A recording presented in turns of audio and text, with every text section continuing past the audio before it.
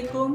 Home कुक्स की जानिब से तमाम ही व्यूवर्स को, देखने वालों को, दोस्तों को, सबको सलाम, अस्सलाम वालेकुम। आज हम एक और अच्छी और छोटी और आसान सी रेसिपी मैं डाल रही हूँ, तो आप लोग इसको देखें और इसको लाइक करें, सब्सक्राइब करें, शेयर करें। और प्लीज़, बहुत से लोग सब देख रहे हैं मगर सब्सक्राइब्स कोई नहीं कर रहा, तो प्लीज़ मेरी रिक्वेस्ट है, प्लीज़ प्लीज़ प्लीज़ यहाँ और यहाँ से बाहर, और जो मेरी एक इंडियन मेरी एक थी सब्सक्राइबर, वो आजकल नहीं है, आ रही हैं, या मैं इतने दिन मैंने गैप कर दिया था, तो वो पता नहीं क्यों नहीं कर रही हैं सब्सक्राइब। तो प्लीज़ मेरी उनसे भी गुजारिश है कि दोबारा आ जाएं और मेरी रेसिपीज़ को देखें, इस्तेमाल करें, बनाएं और टेस्ट करें और लाइक, शेयर और सब्सक्राइब करें। आइए देखते हैं कैसे बनाते हैं।